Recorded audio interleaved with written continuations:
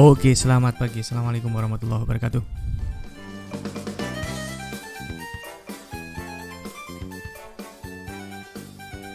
Halo, semua bisa dengar suara saya? Hai. Udah ada. Jawab dong, please. Oke. Jangan lupa untuk presensi ya. Kodenya 572923. Insyaallah 1 menit lagi kita akan mulai sesinya.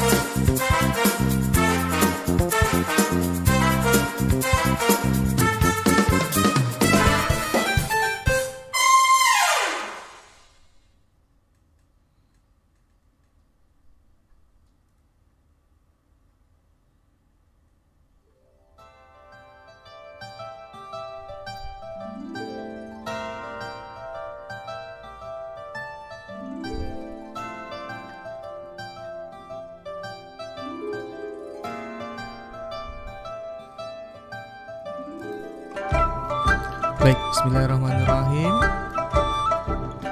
Mari kita mulai acaranya hari ini, kuliahnya dengan berdoa dulu menurut agama dan kepercayaan masing-masing ya. Semoga pelajaran yang akan ditempuh dijelajahi ya. Dijelajahi hari ini bisa bermanfaat ya. Silakan bisa bersiap, berdoa dipersilakan. Bismillahirrahmanirrahim. Rabbi zidni ilma warzuqni fahma waj'alni min ibadika sholihin. Oke, dapat dicukupkan. Insya Allah hari ini seperti biasa saya ditemani Bu Siska. Bu Siska, halo, monitor Bu. Halo Pak. Halo. Pak Ridho kayaknya belum bisa menemani lagi. Mudah-mudahan di next meeting ya. Dan selain ya, Bu Siska ada Bolts juga, Bolts. Halo, Bolts, sehat? Iya Pak. Alhamdulillah. Oke. Ya, ini guys, setelah saya konfirmasi dengan pihak manajemen di Informatika, ternyata sayang sekali kita tidak akan bakal punya kenalan baru soalnya yang sastra bahu kosong, nggak ada yang daftar. Tapi nggak apa lah, malah enak gini, kelasnya kecil, kita bisa lebih fokus, lebih banyak waktu untuk bisa saling berinteraksi ya. Selanjutnya kalau misalkan ada sesi kelas atau tidak, teman-teman sekali lagi bisa langsung merujuk ke Discord ini. Cek di pengumuman, kayak kemarin misalkan di pekan kedua ternyata libur gara-gara ada Dies Natalis, ya udah. Kita nurut. Nggak ada sesi perkuliahan, jadi kemungkinan sampai akhir semester ini kita kayaknya bakal cuma 15 pertemuan aja. Kalau misalkan kurang baru nambah. Saya juga agak nggak enak kalau misalkan harus nambah jadwal lagi di luar jadwal yang sudah disepakati sama teman-teman dan kita semua. Jadi kita usahakan semaksimal mungkin dengan waktu yang sudah kita punya untuk menyelesaikan semua materi yang harus kita pelajari. Nah, yang hari ini dan kayak yang di pertemuan pertama dulu itu kalau misalkan memang ada pertemuan ya saya akan sampaikan di sesi jadwal di channel jadwal yang ada di kategori informasi ya. Nanti di mana tempatnya silakan langsung merujuk ke sini. Tadi awalnya sebenarnya saya pengen dipakai Zoom, cuman ternyata masih undergoing development. Saya pengen pakai Zoom yang langsung di-generate dari website presensi. Cuman ternyata masih ada bugs, jadinya saya urungkan kita pakai Discord dulu. Tapi jangan khawatir, insyaallah ini sudah saya record dengan menggunakan OBS. Dia akan saya upload ke YouTube supaya teman-teman bisa tonton kembali. Oke.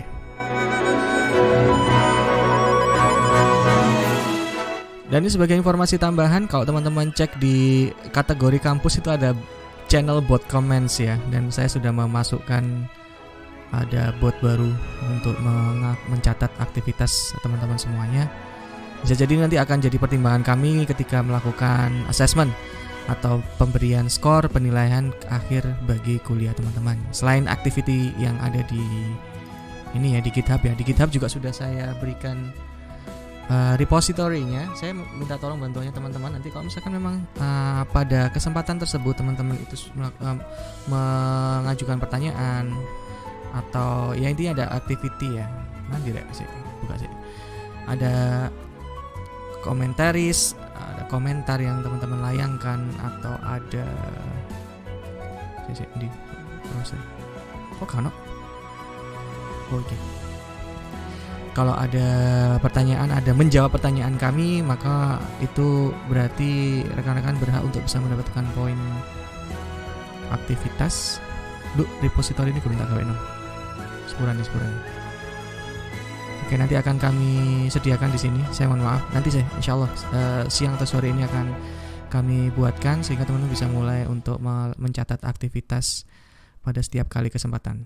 Jadi backup kami ada 2 untuk mencatat atau menambah skor ya. Intinya pertimbangan kami untuk entah menambah skor atau mungkin enggak lah kalau sampai mengurangi. Lebih banyak untuk menambah skor ya, untuk membantu teman-teman supaya gampang dapat nilai bagus di perkuliahan ini.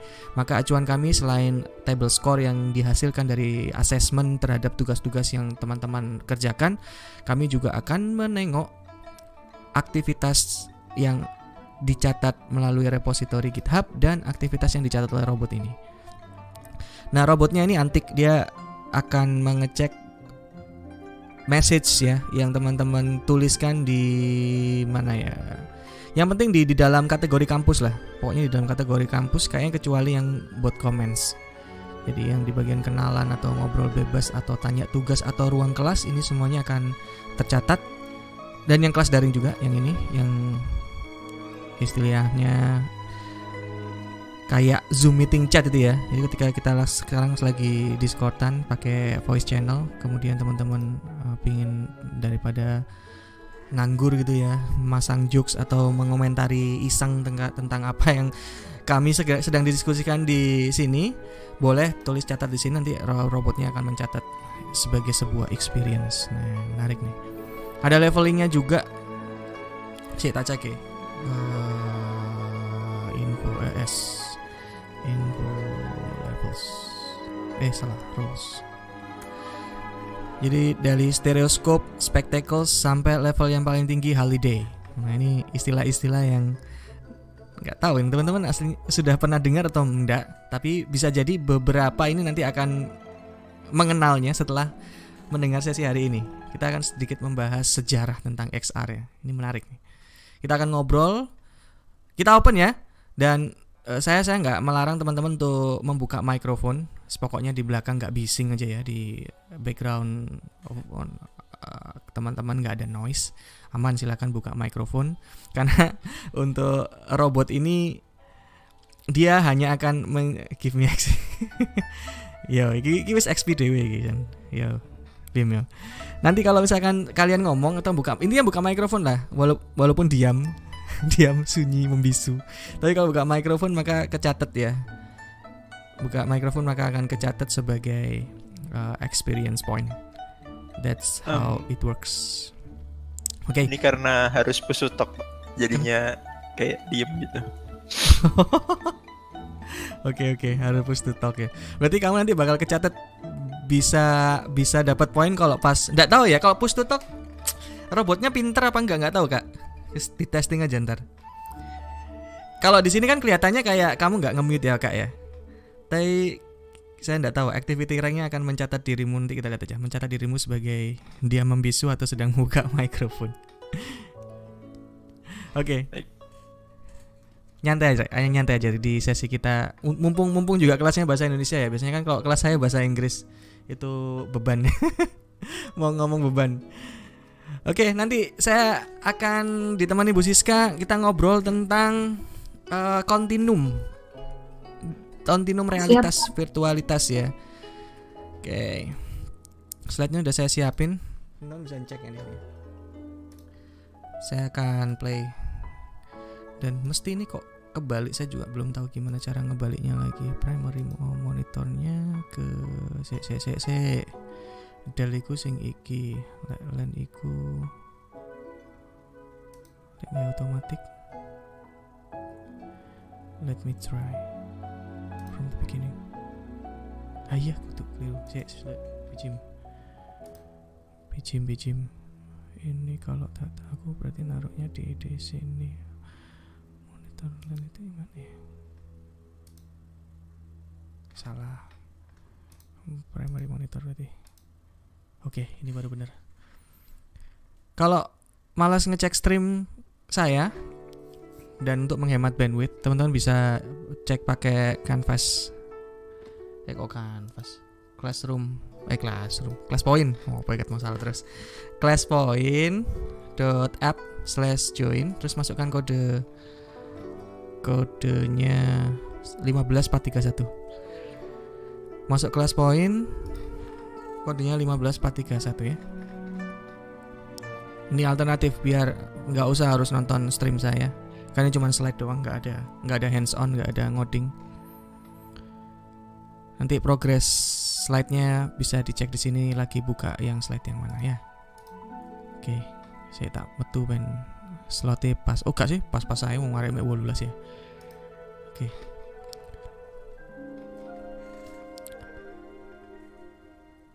Kita ngobrolin kontinum itu berarti talking something in between ya. Kontinum realitas virtualitas berarti sesuatu yang ada di antara realitas dan virtualitas. Apa aja sih yang ada di antaranya, kita lihat. Milgram sebenarnya masuk ke sini yang paling keliru urutannya. Oh enggak apa deh. Oh tak ganti sih lah. Tak ganti sih. Saya iki mesinnya nanti gini. Yes. Saya picim balen mana? Oke, kontinum ya. Kontinum realitas virtualitas berarti kita membahas tentang apa yang ada di antara realitas dan virtualitas. Dan ini kalau kita lihat Milgram, ini Milgram nama orang. Dia punya konsep real environment, virtual environment, and something in between. Nah, masuknya nanti kalau dia ada di antara atau ya di antara virtual dan real, itu bisa jadi masuk di AR, augmented reality, atau masuk di AV, augmented virtuality. Bedanya sederhana, kalau augmented reality berarti menambahkan sesuatu ke realitas, yang artinya berarti lebih sedikit virtualnya daripada realitasnya. Aplikasi kayak misalkan Pokemon Go itu kan AR ya, atau filternya Instagram itu kan AR ya. Yang artinya sebenarnya realitasnya itu yang memegang peran major, dominan di frame yang kita lihat di device-nya itu. Yang artinya berarti yang ditangkap oleh kamera kan, itu yang mendominasi isi dari frame. Baru kemudian ditambahin sesuatu virtual ke dalam yang dominan tadi, realitasnya tadi, physical reality yang ditangkap sama kamera. Itu AR. Kalau augmented reality ya berarti kebalikannya. Menambahkan sesuatu ke virtual reality. Berarti yang dominan virtual objects-nya, yang dominan adalah artificial objects-nya, sesuatu yang di-generate oleh komputer. Dan di atas virtual objects atau virtual environment itu kita tambahkan sesuatu yang ditangkap oleh kamera dari dunia fisik. Dan itu masuk ke augmented virtuality.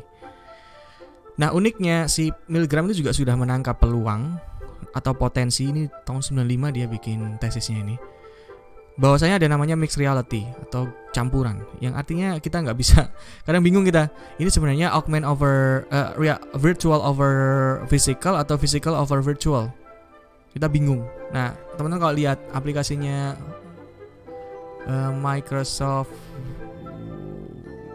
Mixed Reality Device ya, itu kentara banget dan memang nyampur nggak karuan ya. Jadi di dalam virtual reality ada AR dan di dalam AR ada VR lagi, mula gitu ya. Jadi benar-benar kecampur. Sehingga kita kadang susah mengkategorikan ini aslinya dia masuk AR atau AV sih. Sehingga walhasil biasanya kalau sudah kecampur nggak karuan itu akan lah ini MR gitu. Namun ada orang yang tetap berargumen, ada peneliti yang berargumen bahwasanya MR itu masih masuk dalam kategori AR. Terus kemudian nanti ada peneliti yang lain yang memberikan properti tambahan gitu ya. Kalau misalkan memang mau dimasukkan mixed reality, MR ada syarat lagi selain masalah dominasi, apakah dia lebih diutamakan atau banyak aspek fisikalnya atau virtualnya, ada properti lain yang terkait konektivitas dan pengaruh. Kalau misalkan sebuah aplikasi AR itu ketika interaksi di dalamnya itu berlangsung dilakukan oleh users terus kemudian mempengaruhi sebuah fenomena atau event yang ada di physical reality, dan kemudian event yang di physical reality bisa mempengaruhi apa yang terjadi di dalam virtual reality di dalam aplikasinya, maka itu kita bisa masukkan sebagai kategori mixed reality. Sementara kalau augmented reality itu just a matter of display that is oriented and secara secara konteks dia terikat dengan alam fisik. Jadi objek virtualnya terikat dengan alam fisik. Kalau alamnya dia misalkan gini, kayak yang di Pokemon Go ya. Pokemon Go itu kan ada dua konteks fisik yang bisa kita tangkap, yang akhirnya ditangkap oleh aplikasi Pokemonnya. Yang pertama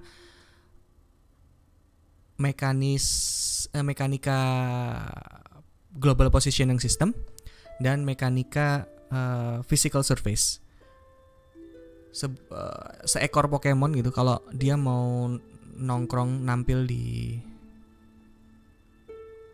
dunia fisik, itu dia akan menyesuaikan rata ya, atau permukaan dari, entah di situ dia lagi ada di meja atau lagi di atas lantai, dia akan menyesuaikan ketinggiannya, dia akan menyesuaikan sehingga waktu kita lihat di layarnya itu seolah-olah menyatu. Nah, itu yang kita maksud dengan menyatu dengan konteks yang ada di dunia fisik. Itu syaratnya AR. Dan juga kalau kita lihat aplikasi Pokemon Go, dia juga aplikasinya itu mengerti tentang konteks global positioning system. Jadi Pokemon spawns location-nya itu tergantung dari lokasi global positioning system dari users-nya. Sehingga kalau kita mau tangkap Pokemon air misalkan, maka kita tidak bisa menemukannya di daratan. Kita harus mendekat ke tubuh atau badan air, ke danau, ke laut, sungai gitu. Dia paham ada konteks yang perlu diikat. Tapi kemudian di aplikasi Pokemon Go tidak ada elemen di dunia fisik, entah itu dari sensor-sensor IoT atau mungkin physical buttons atau apapun itu yang kemudian bisa mempengaruhi environment virtual secara global di dalam aplikasi Pokemon Go-nya. Itu belum sampai ke situ. Jadi hanya virtual yang terikat dengan konteks fisikal tapi belum sampai saling mempengaruhi, sehingga dia belum bisa masuk ke konteks virtual. Ke mixed reality. Oke. Nah, ini yang dari kiri ke kanan ini yang hari ini kita akan bahas. Beberapa tadi sudah saya spoil ya. Informasinya tadi insya Allah nanti akan saya ulang lagi. Nanti kalau ada pertanyaan langsung ngobrol ya. Bu Siska, kalau ada yang mau disinggung di diskusian juga boleh, Bu. Oke.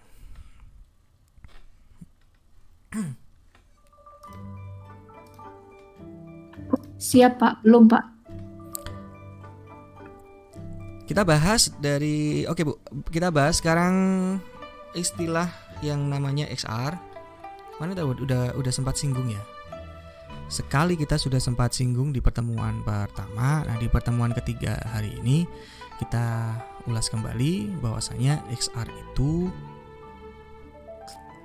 pada intinya sesuatu yang ada di dalam milligrams continuum yang ini. Ini semuanya XR. Kecuali yang real environment kali ya. Jadi yang minus real environment itu adalah extended reality. Karena definisinya kan extended ya, mengembangkan dari realitas. Nah, realitas yang dimaksud di sini ya tentunya physical reality. Ini adalah sebuah teknologi untuk mengembangkan realitas yang selama ini kita persepsikan oleh panca indera. Dan itu bisa terdiri dari VR, AR, dan MR. Syaratnya di XR ini, baik VR, MR, atau AR, itu harus ada kombinasi environment. Oke. Tak coret sini. Ini syaratnya ini. Ini wajib ada. Jadi nggak bisa cuman kita bikin.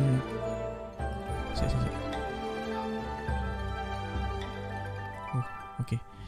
Nggak bisa kita cuman consider masalah 3D model, bikin lingkungan aja, tapi kita juga harus perhatikan masalah interaksi ya. Ini dua hal, interaction and environment, both of them are important. Kalau kita ngobrolin masalah realitas X, kalau nanti kita ngoding, kita tidak hanya sekedar peduli dengan modeling di Blender, di 3ds Max, gimana cara mengerjakan, menampilkan grafikanya, tapi juga perlu peduli dengan input and output systems dari aplikasinya. Utamanya yang input ya. Kalau output biasanya kita take for granted ya. Yang artinya head mounted display yang kita gunakan tuh biasanya udahlah kita tinggal pakai aja dan tidak perlu ada additional programming untuk support. Biasanya yang inputnya itu yang justru perlu utak-atik dari developer ya. Misalkan kita mau pakai keyboard, tombolnya apa aja harus dipencet. Most likely kalau kita main XR nggak bakal pakai keyboard. Kalau kita pakai mostly pakai VR touch controller atau mungkin menggunakan bare hands, tangan kosong, maka bagaimana mekanisme tangan kosong itu bisa mempengaruhi perubahan yang ada di dalam alam virtual.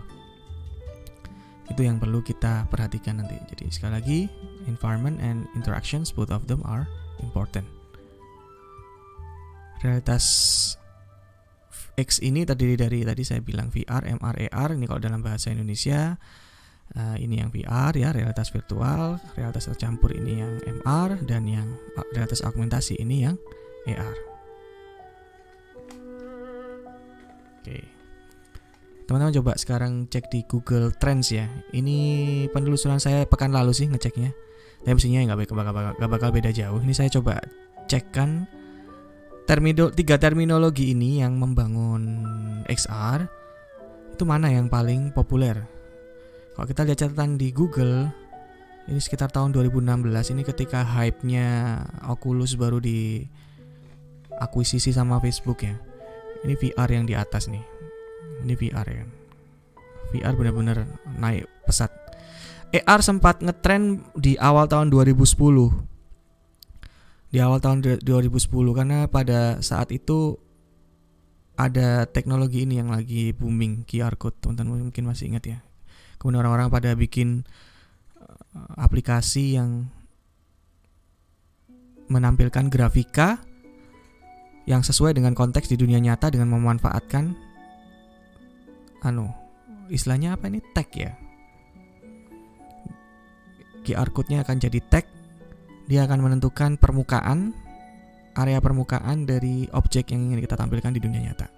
Ini gara-gara QR code ini terus AR langsung booming. Dan dia konsisten sih sampai sekarang. Ini sempat naik 2016 tapi nggak banyak banget. Ini saat itu pada waktu itu saya masih ingat ini mestinya lagi gencarnya ARKit punyanya Facebook sampean. Siapa? Apple sama AR Core-nya Google.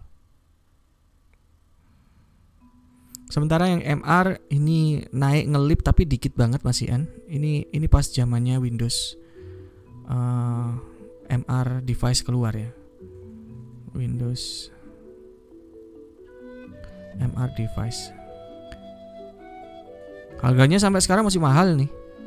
Ini makanya nggak seberapa banyak. Mungkin cuman baru di ranah penelitian aja. Sementara kalau yang AR ini bakal naik terus sih kalau saya lihat, karena semakin banyak sekarang device-nya yang mendukung. Kalau saya lihat gitu. Dan AR ini kan sangat tergantung ini ya. Catatan tambahan, dia kan sangat tergantung kualitas kamera. Dan ini joke-nya kalau orang-orang tahu perkembangan mobile phone, iPhone, Samsung sekarang itu kan kameranya makin lama makin gila ya, ngawur ya spesifikasinya. Itu kita mau ngomong itu sebenarnya kamera dengan tambahan fungsi handphone atau handphone dengan tambahan fungsi kamera. Kadang kita nggak bisa menyimpulkan. Karena menurut saya lihat dari hardware ya, komposisi hardware yang ada di HP-HP modern sekarang itu yang bikin paling mahal itu sebenarnya adalah kameranya. Kualitas kameranya itu yang dikejar habis-habisan. Ya seolah-olah itu sebenarnya adalah kita beli kamera tapi dengan bonus fitur HP sama internet. Oke. Dan kita nggak tahu nanti bakal ada teknologi apalagi yang baru. Ya saya sebenarnya harusnya mencoba mencari augmented virtuality ya. Tapi rasanya sih dia bakal nggak ada angka. Emang gak mau teman-teman mau coba di Google Trends and let's see. Kabarin ya kalau misalkan ada sesuatu yang menarik. Masukin augmented virtuality di sini. Oke. Nah sekarang masuk ke definisi nih. Kita ngobrolin masalah realitas. Realitas ini ya sebenarnya ya secara umum sih. Walaupun orang mungkin lebih tendensi untuk mengatakan ini sebagai physical reality. Kita kasih warna merah aja ya. Jadi orang mungkin akan lebih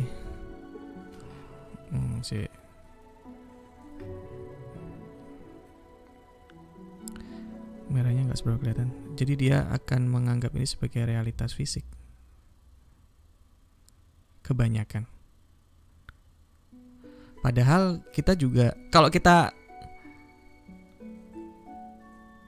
mencoba menggali betul ya dan comprehend itu ya. Mencoba untuk meresapi yang kita sebut sebagai realitas fisik selama ini pun sebenarnya nggak absolut. Makanya kalau kalau kita sedikit ngomongin masalah Holy Scripture ya. Kalau di Islam tuh kan di Quran sudah diingatkan bolak-balik ya bahwasanya dunia ini kan fana kan. Dunia itu sebenarnya tipu-tipu. Dan apa yang kita lihat di dunia ini sebenarnya cuma sekedar persepsi aja.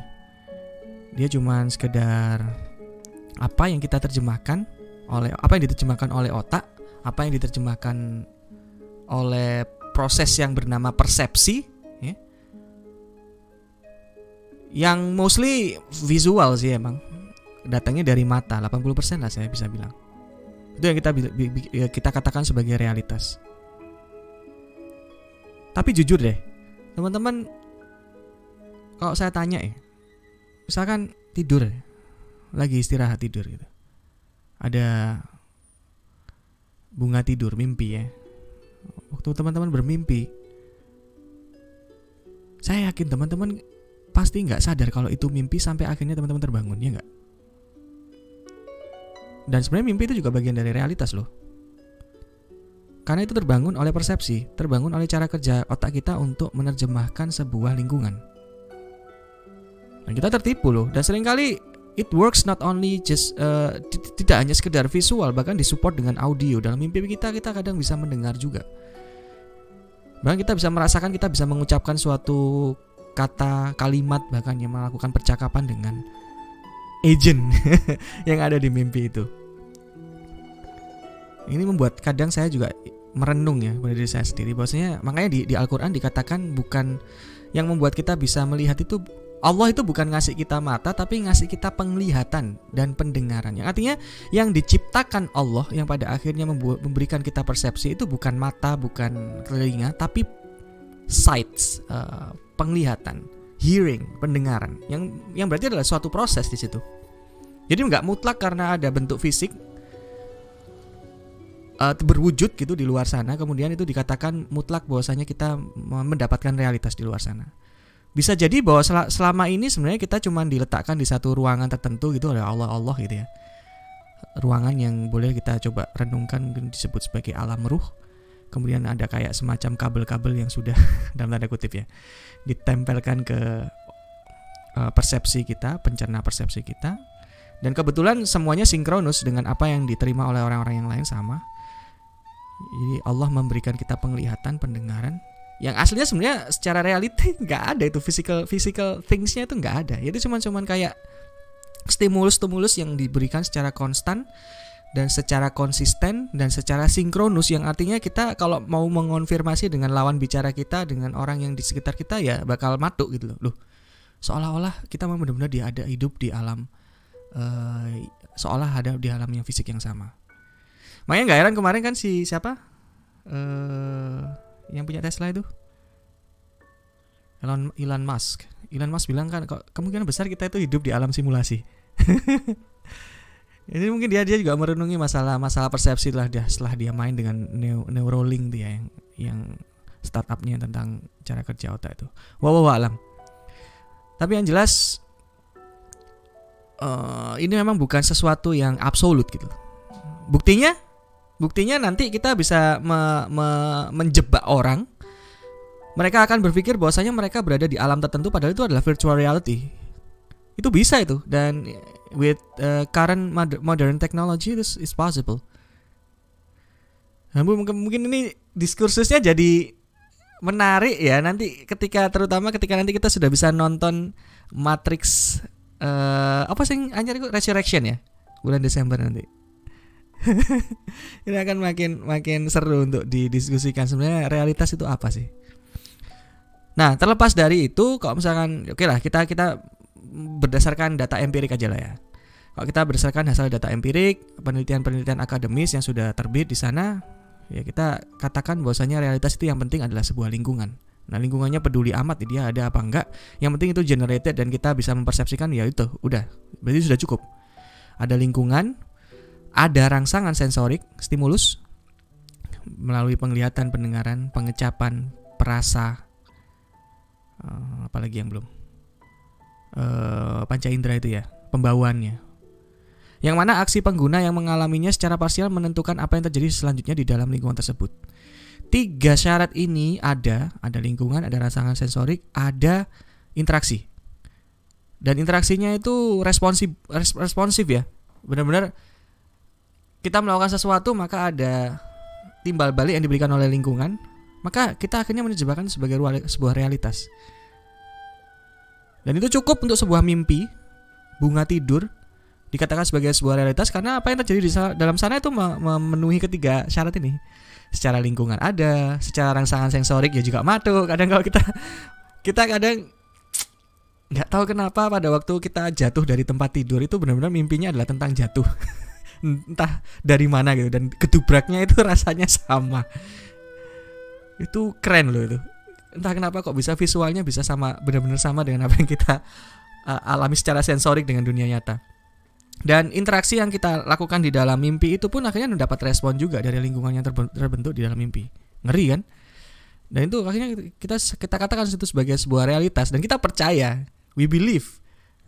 Kita kayak benar-benar deceive loh, padahal itu dalam mimpi ya. Kita baru bisa menyimpulkan alah mimpi. Itu baru ketika kita bangun.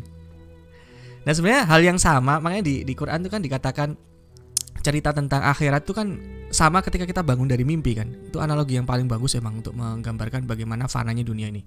Kita nanti ketika sudah meninggal dunia, kita dibangkitkan Allah kembali, ada di alam akhirat, maka baru pada saat itu kita merasakan, oh alah selama ini kita bermimpi. Padahal di dunia ini kita agak kurang-kurang kan, ya ini benar-benar nyata kan. Tapi nanti pada akhirnya Allah sudah menceritakan itu di Quran, kita sudah dikasih spoiler. Kita nanti pada akhirnya menyimpulkan bahwasanya selama ini di dunia kita hanyalah bermimpi. Ngeri nggak sih gitu tuh? Ini juga akhirnya belajar VR gini kita jadi ada belajar fenomena kehidupan. Ini juga bisa meningkatkan iman dan takwa kita. Masya Allah. Oke, lanjut ya. Tak matikan dulu. Sekali lagi syaratnya harus ada environment, the word, interaction. Ini ada 4 berarti. Saya tadi bilang 3, ada 4. Satu lagi timbal balik sensorik ya. Interaksi dan timbal balik sensorik. Terus satu lagi imersi. Ketercelupan.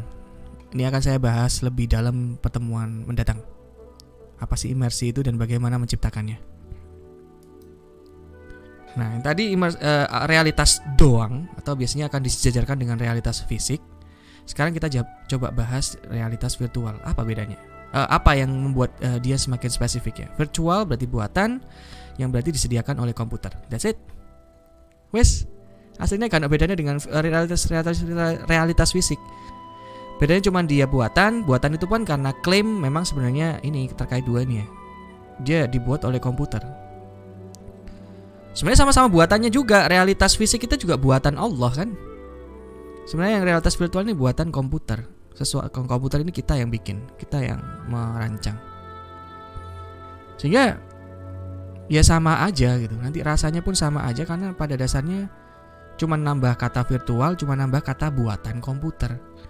Dunianya dibuat komputer, interaksinya nanti dibantu oleh komputer, yang sebenarnya pada dasarnya juga secara mentalitas ngerasainnya, interaksinya juga bakal sama dengan waktu di realitas fisik. Ada timbal balik sensorik juga dibantu oleh komputer, dan ada imersi. Sama-sama ada imersi. That's it. Jadi kalau misalnya kita merenung, sebenarnya nanti kita akan merasakan kalau secara konsep ya, membuat aplikasi virtual reality itu lebih mudah daripada membuat aplikasi yang non VR dari sudut pandang interaksi. Secara konsep ya, tapi ya.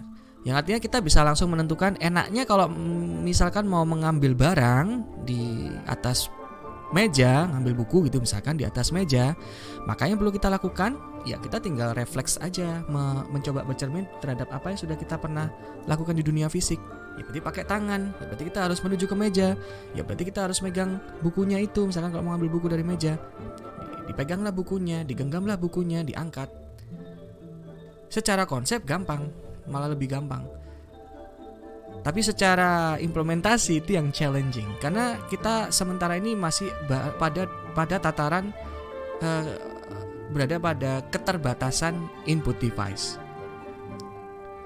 Nah, ini seiring dengan perkembangan teknologi pengenalan citra, sensorik ya, teknologi sensorik semakin bagus, maka semakin dekat kita, semakin bisa kita mendekatkan realitas virtual ini dengan realitas nyata. Pengalamannya akan semakin sama, semakin mendekat. Dan itu yang kita riset, yang kita pelajari di RVA. Strategi secara konsep harusnya seperti apa, dan ketika mau diimplementasikan supaya ya it works gitu dengan teknologi komputer yang sudah kita punya sekarang, strateginya seperti apa.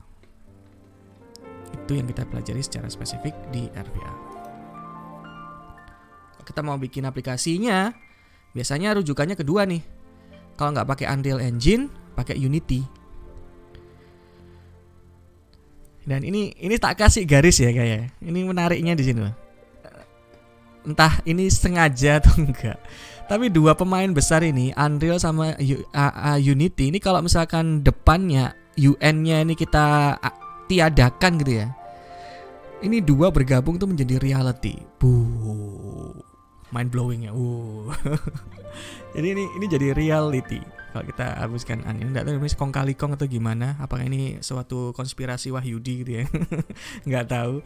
Tapi yang jelas ini menarik ini emang kalau kita lihat sekarang ini yang paling dominan. Unreal udah jadi pemain sejak tahun 98 ya, dengan Dooms-nya kalau nggak salah waktu itu dia bikin sangat fenomenal. Engine-nya ini untuk grafis fokusnya memang, dan kalau kita goals-nya mau bikin game yang benar-benar realistis dengan grafika yang mendekati dunia nyata, itu biasanya pilihannya adalah Unreal. Dan kalau Unity ini interaksi apa ya? Coba Bu Siska sebagai pemain nih yang lebih paham Unity sama Bolts, bisa kasih bantu saya nggak menjelaskan ke teman-teman dua hal ini, dua engine ini, karakteristik mereka berdua kayak gimana sebenarnya? Saya minim info sejujurnya. Gimana Bu Siska? Kalau dari saya pribadi, saya biasanya pakai Unity, Pak. Kalau Unreal dulu pernah dipelajari waktu kuliah S1 Unreal, cuma karena laptop saya berat, jadi ini Pak nggak bisa running Unreal, hasil pilih Unity. Kalau setahu saya Unity ada fitur untuk semacam drag and drop untuk mengembangkan aplikasi ini, aplikasi virtual reality itu bisa tinggal drag and drop. Bisa pakai ngoding juga Pak, kita nambahkan script di situ. Jadi nanti ada virtual environment gitu untuk objek yang 3 dimensi, ada terrain dan lain sebagainya, tinggal kita tambahkan objek di situ. Atau kalau mau buat objek 2 dimensi, aplikasi 2 dimensi di Unity itu juga bisa, Pak. Dulu untuk buat screen, dulu saya tugas akhir pakai Unity. Jadi buat screen di Android itu saya pakai Unity, dan di Unity itu ada screen width sama screen height. Jadi tata letak tombol itu bisa kita atur sesuai dengan resolusi layar. Kalau dulu itu sama apa ya lagi kalau dulu Unity? Oh ini Pak, di Unity saya kurang tahu untuk yang versi Unity sekarang, tapi dulu waktu saya tugas akhir itu ada istilahnya player previews. Jadi biasanya kan kalau main game atau apa itu kan ada ini apa namanya skor tertinggi. Nah seperti itu bisa disimpan di kelas namanya player previews kalau di Unity. Jadi kita tinggal pakai fungsi-fungsi yang ada, kelas-kelas yang ada untuk melengkapi fungsionalitas dari sistem yang mau kita kembangkan dengan menggunakan Unity. Kalau Unreal sendiri saya belum pernah coba. Mantap. Mungkin Bolt atau mungkin di Unity Bolt mau nambahkan. Ya Bolt. Thank you Bu Siska. Lot of insights. Sama-sama Pak. Ya, sama juga sih, kayak saya nyoba Unreal juga waktu itu cuma bentar-bentar, terus ini baru mulai nyoba lagi. Kalau dilihat dari kayak pengarahan mereka bikin experience pakai engine itu sendiri, kayaknya Unreal ini langsung benar-benar fokus ke template-template gitu, Pak. Kalau kayak Unity kan ngerjain template juga, tapi templatenya itu biasanya bukannya customizable. Jadi kayak misalnya contoh game lah atau apa. Tapi ya habis dikasih template biasanya bebas kayak gimana. Tapi kalau Unreal lebih kayak terarah gitu, Pak. Jadi nggak tahu. Somehow kayak pas ngeliat di Unreal itu kalau TPS udah ada di build banget. TPS itu apa? Persiapannya. Third person shooter gitu. Third person shooter. Pokoknya kayak somehow kayaknya kalau mau langsung cepet jadi konvensional game gitu di Unreal bisa lebih cepet. Terus juga ya Unreal lebih nge-push blueprintnya itu kan Pak, daripada yang ngenulis code sendiri. Jadi yang pakai visualnya itu. Kalau di Unity kan visualnya yang bold itu yang visual scriptingnya nggak default. Kalau di Unreal itu yang pertama kali dilihatin daripada kita nge-coding sendiri. Itu sih yang baru notice-nya. Ya, udah ada beberapa perbedaan tadi. Thank you Bolts udah kasih insights ke kita. Teman-teman yang lain ada pengalaman enggak? Bisa dong cerita ke semuanya di participants, di audience di sesi kali ini. Pengalaman kalian pakai Unity ya, in compare with Unreal, kurang lebih gimana? Adakah? Nggak ada yang pernah pakai?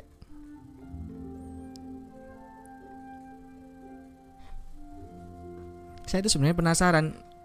Pertanyaan saya adalah, kapan seorang katakanlah game developers gitu, kalau mereka mau memutuskan saya mau pakai Unreal aja, saya mau pakai Unity aja, itu kapan gitu loh? Apakah ini udah ya udahlah sama aja dua-duanya, nggak ngefek gitu? Apakah betul seperti itu atau memang harus ada pertimbangan tertentu, kemudian kita perlu pastikan pertimbangan tersebut akan mengarahkan kita untuk memakai Unreal atau Unity? Gimana, Rek? Kalau dari saya, Pak, kalau dari yang saya tahu, alasan kalau saya dulu lebih milih pakai Unity atau Unreal itu, kalau Unity yang saya tahu ya, dia lebih approachable karena dibanding Unreal tutorialnya agak lebih banyak gitu. Kalau dari reputasinya juga katanya lebih beginner friendly. Soalnya kalau setahu saya kalau Unreal itu kan pakainya language yang lumayan low level ya, pakai C. Dan C itu nggak ada memori, nggak ada memori manajemennya, nggak ada trash collectornya gitu. Jadi okay. kalau codingnya agak nggak bagus, programnya bisa jadi load. Gampang memory leak ya. Banyak. Ya, gampang memory leak kayak gitu. Jadinya kalau saya dulu pas masih nggak terlalu tahu juga, milihnya lebih pakai Unity Iya. karena approachable-nya. Saya suka ini kata approachable dan gratisnya itu kali ya buat pemula, makanya cucok ya, Mam ya. Saya belum tahu. Iya, Unreal nggak ada lisensi gratis dah. Saya sejujurnya belum pernah sentuh sama Gratis sekali juga. bahkan. Ada. Bots. Iya ada. Oh, ada juga. Iya, malah batas profitnya kalau nggak salah sekarang lebih jauh, keuntungan bisa ambil free itu udah lebih tinggi daripada Unity juga. Wah, menarik. Tapi emang challenge-nya tadi yang udah disampaikan sama Imam sih, ya lumayan bikin ngeper ya. Kalau harus low level, waduh, ini kita kan sangat riskan sekali, tidak teliti. Bisa jadi ada kebocoran memori, malah bisa jadi bumerang kalau aplikasi kita publish ke pasaran ternyata malah bikin berat-berat istilahnya task manager, bikin CPU memanas. Teman-teman yang lain ada komentar lain enggak? Thank you, Mam. Mungkin mau menambahin, Mbak. Iya, Kak. Halo tes. Iya, Kak, masuk. Jadi ada tambahan lagi, kalau Unity itu memakai .NET Framework, Pak, karena C# kan. Jadinya otomatis semua library yang ada di C# itu otomatis dapat gitu. Itu enaknya Unity itu karena .NET itu kan udah punya ekosistem sendiri, udah punya library sendiri, ada plugin buat trading dan segala macam-macamnya itu udah ada. Jadi lebih gampang biasanya. Ada yang malah asli dari Microsoft-nya dan segala macam. Jadi lebih mudah lah untuk kalau misalnya nyari plugin yang udah sesuai sama .NET Framework seperti itu. Semacam komunitasnya itu lebih kuat gitu ya, si Unity. Iya, Bang, untuk .NET-nya udah ada. Soalnya .NET sendiri tuh udah ada komunitas sendiri. Jadi ya yang ada di .NET udah bisa diimport di Unity. Tahu saya itu. Alright. Oke, ya berarti good choice lah berarti saya secara sederhana ya. Ini kan kita kuliahnya juga nggak pingin nyari repot. Pingin dapat goalsnya, dapat tujuannya tercapai tapi dengan minimum effort gitu, kayaknya Unity yang cocok. Maka insya Allah nanti rencananya memang saya sudah minta tolong Bols nanti yang bisa kasih lokakarya, kasih workshop buat teman-teman di paruh semester kedua. Terutama buat yang belum pernah menyentuh game engine sama sekali ya, ini nanti akan jadi pengalaman pertama. Kita akan belajar bagaimana cara mendayagunakan Unity untuk pembuatan aplikasi realitas virtual. Bisa realitas virtual, bisa realitas augmentasi sih. Cuman kayaknya lebih gampang buat diarahkan ke realitas virtual. Tapi monggo sebagai tugas akhir, final projectnya, nanti kan kami akan minta teman-teman untuk bikin aplikasi XR ya. Boleh AR, boleh VR, boleh MR kalau mau cari masalah. Susah banget itu MR. Tapi monggo, itu nilainya pasti langsung A++. Kalau bisa pakai MR itu gila, itu tingkat kesulitannya. Jadi sebagai tugas akhir dan sifatnya kelompok. Enggak, kita bikin ini kan cuma 18 biji ya orangnya. Kita 4 kelompok aja dah. Kita buat 4 kelompok. Nanti baik yang tugas akhir yang menggunakan game engine kita pakai Unity aja, dan yang tugas Minecraft kayaknya kita jadi pakai Minecraft karena ukuran kelas kita kecil, sehingga nanti ada satu pertemuan kita benar-benar di dalam Minecraft aja belajarnya. Ya kelasnya kita akan selenggarakan di dalam Minecraft. Right. Thank you so much. Saya akan kembali lagi ke slide berarti.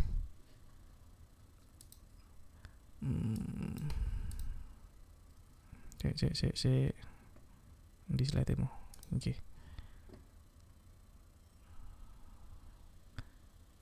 Oke, ini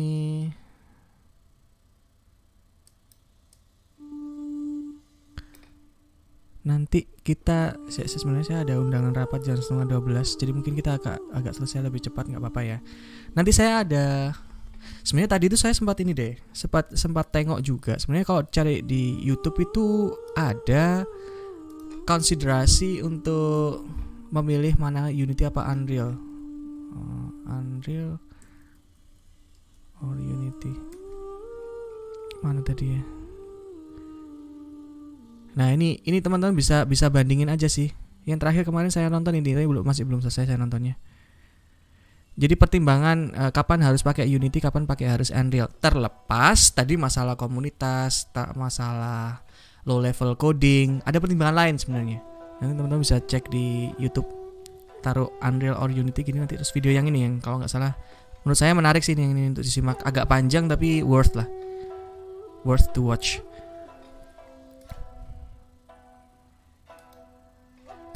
Area aplikasinya VR itu sangat luas. Kita bisa lihat di simulasi penerbangan. Saya dulu pernah cerita di kuliah Grafcom ya. Kalau terminologi computer graphics atau aplikasi pertama computer graphics itu selain yang Pong itu ya, yang game Pong pertama kali ditemukan dengan teknologi masih pixel itu. Sebenarnya ada perusahaan namanya Boeing, perusahaan penerbangan yang sudah mulai mendayagunakan computer graphics untuk proses bisnisnya. Dan diantaranya adalah untuk simulasi penerbangan, yang artinya alat untuk membantu pilot belajar mengendalikan pesawat tanpa harus naik pesawat. Nah, simulasi penerbangan ini tidak hanya terkait masalah penerbangan sipil, tapi juga penerbangan antariksa. Ini kalau lihat aplikasinya NASA, mereka misalkan mau pergi ke Mars atau mau pergi ke bulan, atau mungkin aplikasinya punyanya apa jenenge perusahaane Elon niku sing roket itu SpaceX. Nah, SpaceX juga kalau misalkan memang perlu ada piloting untuk pengendalian nanti penerbangan, katanya kan 2023 apa ya kemarin ya pendaftaran yang siapa yang mau pergi ke Mars. Pendaftaran itu sudah dibuka sejak tahun 2017 atau 2018 itu. Nah, saya penasaran itu beneran terjadi apa enggak. Yang jelas berarti kalau kesana kan berarti harus ada pilotnya kan. Nah, belajar nerbangin pesawat di lingkungan yang baru itu kan ya harus ada latihan dengan ya setidaknya lingkungan artifisial dari lingkungan yang baru tersebut. Dari sini menuju Mars itu kan ya rute baru kan, siapa yang pernah sebelumnya pergi dari sini ke Mars. Nah, makanya perlu ada simulasi penerbangan untuk membiasakan agar pilotnya itu tidak kemudian membahayakan penumpang ketika memang harus melakukan perjalanan tersebut. Simulasi penerbangan, pendidikan dan pelatihan pesawat itu tadi termasuk kategori ini juga sebenarnya. Di contoh yang lain kemarin Bu Siska ya ada itu ya Bu, kemarin kita TA ya tentang Pak, TA. Praktikum ya Bu ya, simulasi praktikum digital untuk eksperimen kimia ya Bu ya, COD itu chemical Pak oksidan disorder Bu, apa Bu? Untuk pengolahan limbah cair Pak, teknologi pengolahan limbah cair. Jadi di situ dibagi beberapa modul praktikum. Itu. Kemarin alhamdulillah kita sudah ada TA terkait hal tersebut, ada 4. Waktu itu temanya ada 2 sih. Tapi sama-sama tentang pengolahan limbah. Kita pecah jadi 2. Terus senior kalian itu sudah berhasil alhamdulillah mewujudkannya. Nah, ini welcome nanti kalau teman-teman ada yang punya minat untuk mengembangkan atau mengarungi topik serupa untuk TA-nya bisa hubungi Bu Siska. Bisa dikoordinasi, TA-nya bisa mulai dicicil dari sekarang, bikin proposalnya dan sebagainya. Ini kan pada ambil praktik semua kan ya mestinya. Barangkali ada yang belum dapat topik, monggo nanti bisa kontak Bu Siska. Kita sebenarnya sudah ada produk berhasilnya kemarin. Nanti kita rencananya akan meneruskan, dan ini sudah dapat respon positif loh dari Pak Imam kemarin waktu ujian TA, sangat merespon positif. Ini bagus banget kata beliau. Kita bawa ke PKM 2 judul, masuk semua pendanaan. Luar biasa, emang berarti kebutuhannya real ini. Dan nanti benar-benar akan dipakai sama ITS ya kan Bu ya? Iya, sama DTK. Ada DTKI, Teknik Kimia Industri dari Fakultas Vokasi itu memang mereka butuh. Kenapa mereka butuh? Ada 2 alasan. 1, untuk meminimalisir tingkat bahaya dari proses eksperimen kan, siapa tahu ada mahasiswa gitu mungkin ya entah grogi atau mungkin ya intinya takut lah ya. Kita takut ya, apalagi kalau memang banyak orang ya nggak begitu paham tentang bahayanya bahan kimia dan sebagainya, cupu-cupu gitu ya. Memang harus diselamatkan ya orang-orang semacam ini dengan melalui proses simulasi pelatihan semacam ini, simulasi eksperimen. Ya ini untuk meminimalisir risiko bahaya satu. Yang kedua, ini bantuin kalau misalkan kita mau tidak mau masih terjebak di pembelajaran jarak jauh PJJ. There's no itu dua ya. Ya, kan sekarang repot ya kita anak informatika mah gampang ya. Kita tugas segala macam itu kan semuanya di komputer. Yang artinya sebenarnya nggak ngampus pun kita hidup gitu. Nah, kalau misalkan kita lihat di teman-teman kita yang di mahasiswa yang di Fakultas Sains, terus di vokasi yang mereka sebenarnya ada sesi lab. Itu kayak gimana ya? Kayak berat dan ada sesuatu yang hilang ketika PJJ ini terpaksa dilakukan selama pandemi. Dengan adanya VR kayak gini kan berarti mengobati ya. Experience-nya setidaknya bertambah gitu lah. Nggak bisa ngerasain langsung megang barangnya, tapi secara pengalaman kita bisa melakukannya, bisa merasakan hal yang serupa walaupun virtual. Itu yang kedua. Yang ketiga ada lagi sebenarnya yang ketiga. Tadi saya sebut cuma 2 ya. Saya dipikir-pikir ada lagi yang ketiga itu bisa menghemat bahan. Kalau misalkan eksperimennya dilakukan di dunia fisik dan berkali-kali gagal itu kan waste of money ya. Itu bisa torok itu departemennya kalau misalkan kurang berhati-hati mahasiswanya. Dengan adanya fasilitas virtual seperti ini bisa minimize cost. Kita bisa lebih efisien penggunaan dana untuk eksperimennya. Sarana hiburan, ini udahlah nggak perlu ditanya ya teman-teman. Kalau ngobrolin VR untuk hiburan udah banyak. Biasanya berupa game. Udah di Steam itu bejibun ya, di Steam atau di Oculus. Mungkin ada yang beberapa yang sempat pernah lihat video saya main Beat Saber itu di Instagram, saya posting videonya. Yaitu termasuk bagian dari hiburan sekaligus olahraga. Biasanya aplikasi-aplikasi yang game-game yang dipakai di VR itu membantu banget buat ini latihan kardio. Nah ini untuk alternatif. Ini kalau selama kita pandemi ini kan jarang keluar ya, jarang gerak ya nih, apalagi kita anak IT hidupnya nih duduk di depan komputer. Itu kayak kita selalu punya exception untuk nggak mau olahraga. Memang kerjaannya semuanya, dan kita sekarang pandemi gitu ya, kita nggak bisa kemana-mana. Akhirnya semuanya menjadi bola ya, sebenarnya menjadi panda. Matanya hitam karena habis waktu di depan komputer selalu sering bergadang. Terus habis itu pipi makin tembem. Ini yang bulat-bulat pipinya ayo ngacung. Karena saya termasuk di antaranya. Tapi alhamdulillah ini dengan melalui VR, karena kebetulan saya juga ada beli kemarin Oculus Quest, lumayan lah. Bisa burning kalori tiap hari setara kayak misalkan kita jalan pagi gitu, olahraga pagi yang bisa kita lakukan sebelum masa pandemi. Ya ini ada manfaat ke situ juga. By the way ini kalau teman-teman ada komen saya lupa belum bacain. Ternyata Bu Siska nulis panjang juga. Ini barusan Bu. Oh udah 10 menit yang lalu nih. Ya, Pak, tadi Pak tentang unseen reality. Oh, keren. Kan tadi Pak Hazik sempat mengatakan itu Pak. Jadi, saya teringat artikel ini jadi saya post. Wah, cerita Bu, sebelum kita lanjut nih. Selingan Bu. Ya seperti itu Pak. Ya seperti apa kata Pak Hazik. Jadi itu kan dilihat ya. Dalam pandangan Islam ada 2 dimensi realitas gitu Pak. Jadi ada realitas yang terlihat, seen reality, dan realitas yang tidak terlihat, katanya seperti itu Pak. Ternyata memang benar Pak. Jadi kita belajar realitas virtual ini benar-benar ada manfaatnya gitu ya. Jadi harapannya di sini ya, contohnya di sini adalah kedua bola mata. Jadi kalau teman-teman bisa melihat dengan kedua bola mata, berarti ya itu adalah realitas fisik yang bisa dilihat. Tapi ada realitas yang tidak terlihat ya oleh kedua bola mata ini gitu ya.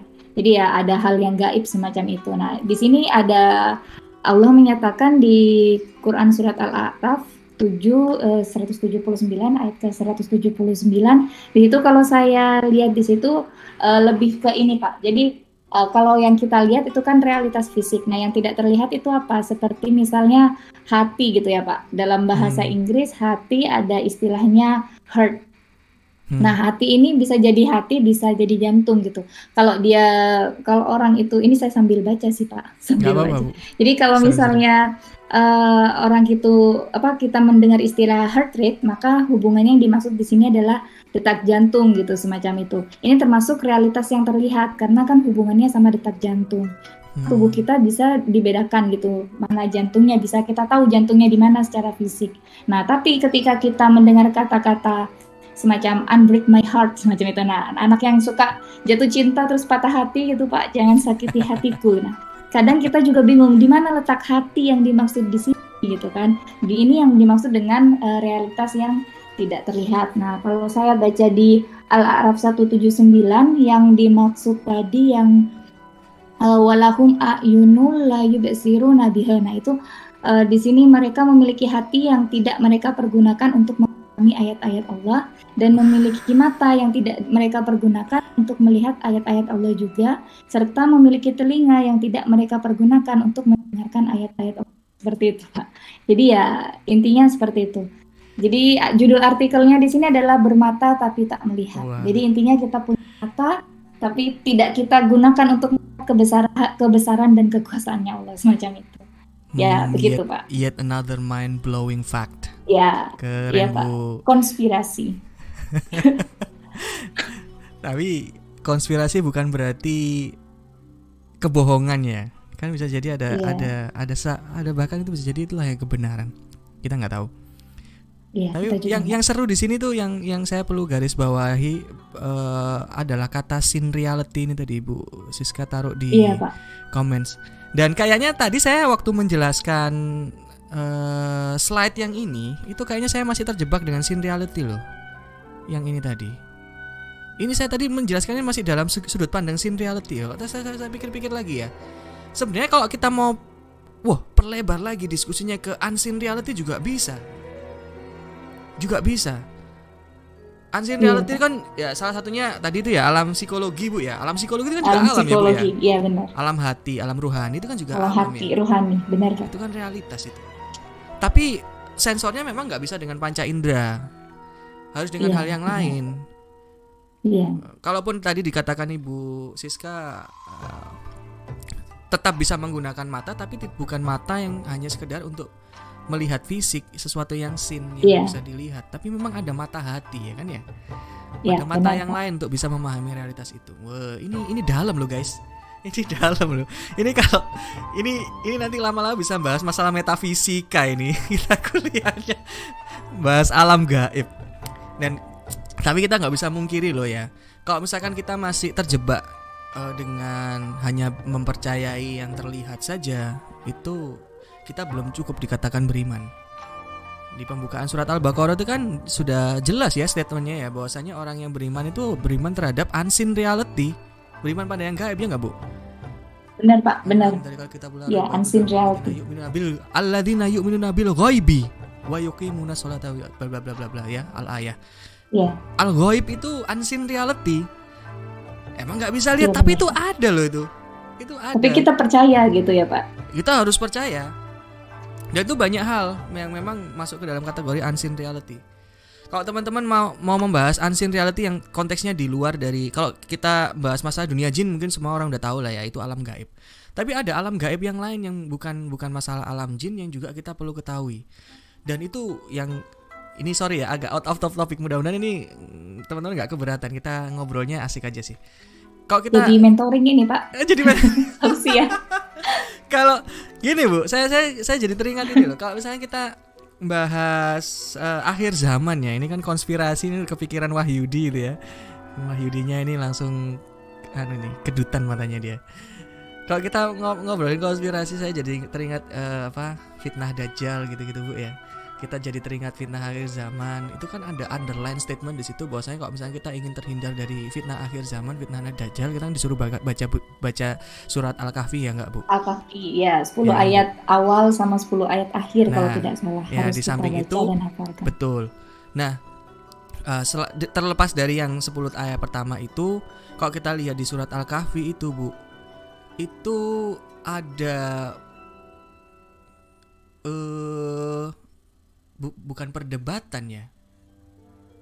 kayak semacam komparasi gitu ya. Kita coba diminta untuk mempelajari dua sisi yang berbeda dari tiga sudut pandang. Itu kan ada tiga cerita, Bu ya. Di Al-Kahfi itu kan ada cerita pemilik dua taman, terus cerita tentang Nabi Khidir dan Nabi Musa, terus satunya lagi cerita tentang Dzulkarnain. Nah, di sini ada setidaknya 3 ini yang saya tahu ya. Kurang lebih kalau ada lebih lagi. Nah, di 3 cerita ini itu selalu ada komparasi antara unseen reality dengan yang seen reality, Bu. Masing-masing. Ditaruh di situ. Itu teman-teman, kalau yang teman-teman muslim itu coba baca itu. Itu menarik itu. Satu aja deh ya, yang paling gampang. Ini dan itu 3 sudut pandang yang berbeda. Kalau yang pemilik dua taman itu menceritakan tentang seen reality dan unseen reality, tentang prosperity, tentang kekayaan. Terus yang si Dzulkarnain itu menceritakan tentang seen reality dan unseen reality terkait kekuasaan kan dia raja soalnya.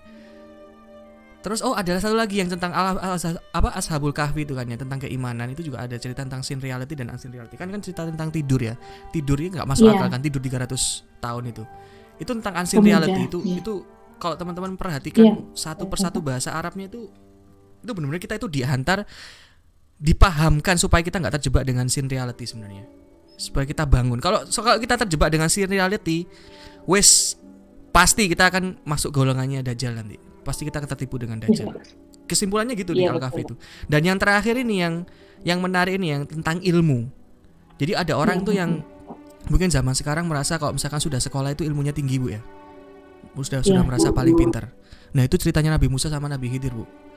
Nah, scene reality-nya itu diwakili oleh Nabi Musa.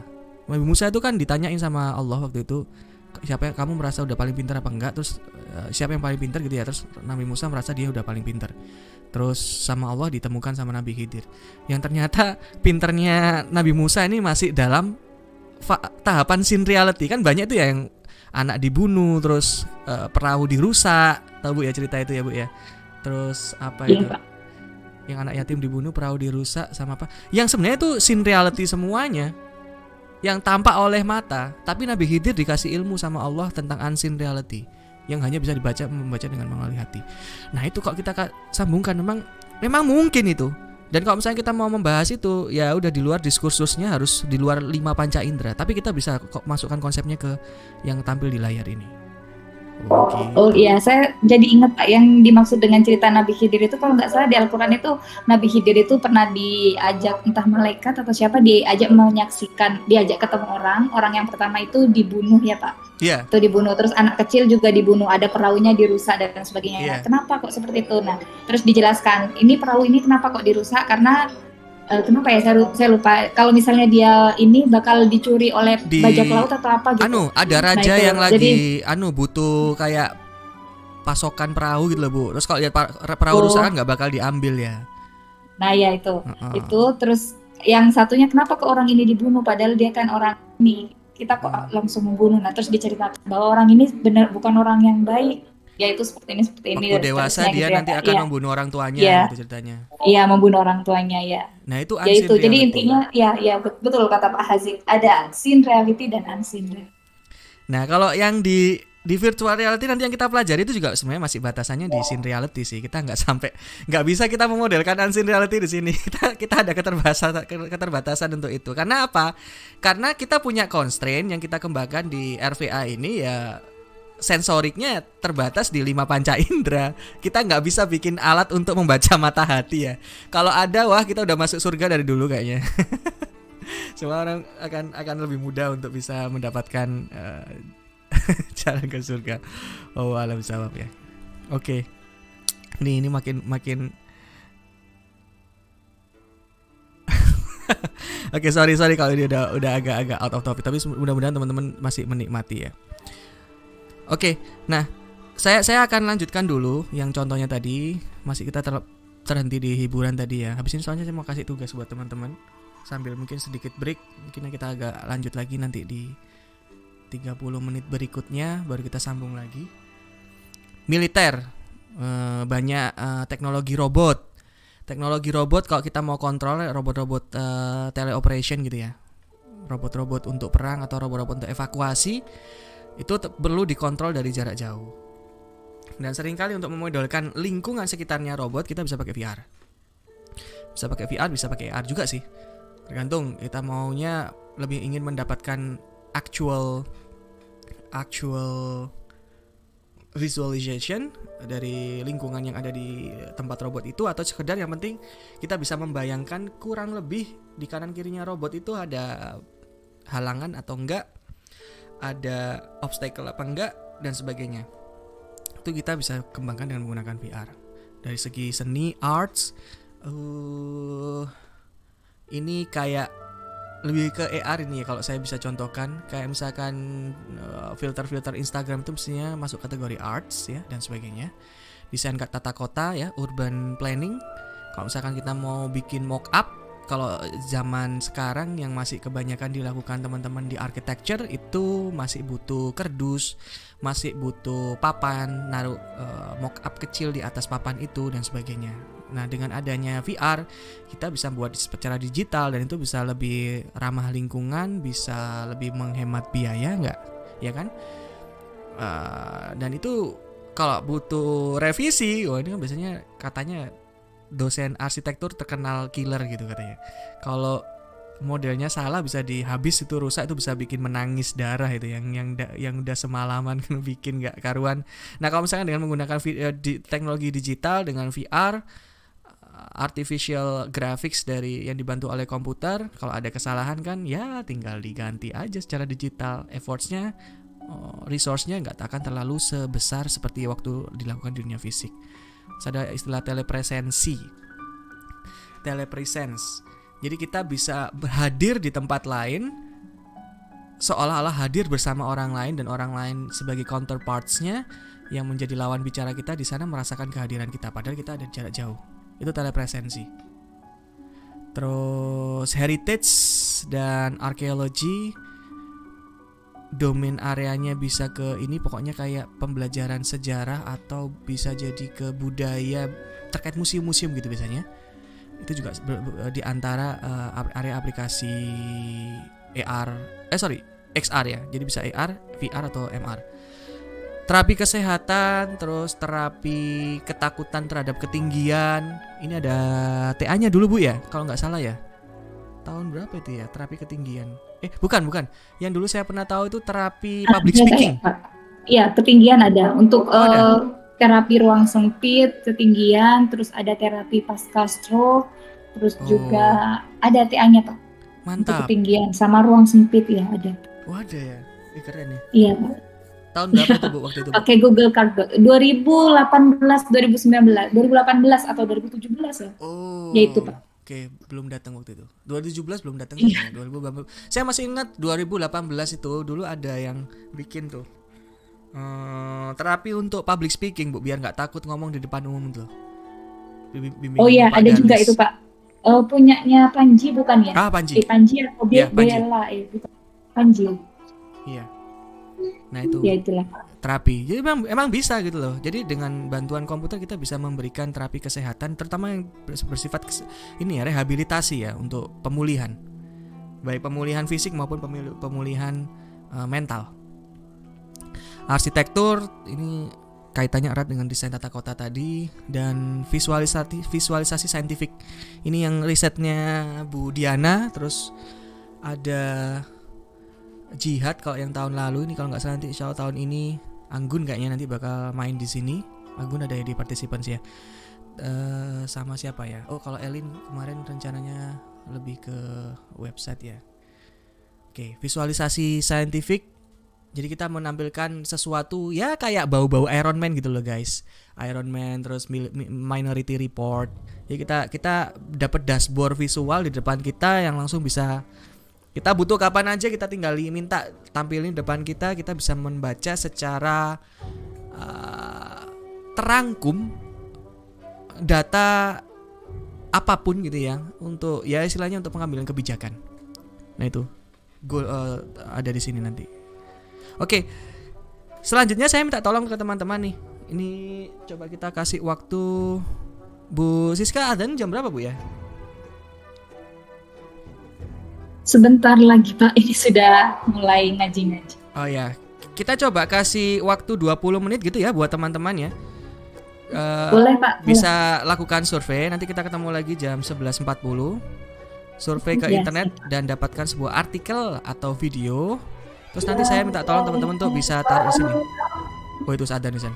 Diklik di sini, linknya saya taruh di anu juga deh. Atau teman-teman buka Classroom aja deh. Di Classroom sudah ada forumnya di pertemuan yang ketiga, di card yang kedua. Nanti subjeknya tolong diisi dengan nama aplikasi, tolong masukkan URL dan deskripsi tentang aplikasi tersebut, terutama dari sisi manfaat. Oke, ada pertanyaan? Saya sementara bisa cukupkan untuk sesi pertamanya. Kita akan lanjut lagi 11.40 ya. Oke, selamat mensurvei Ria. Iya.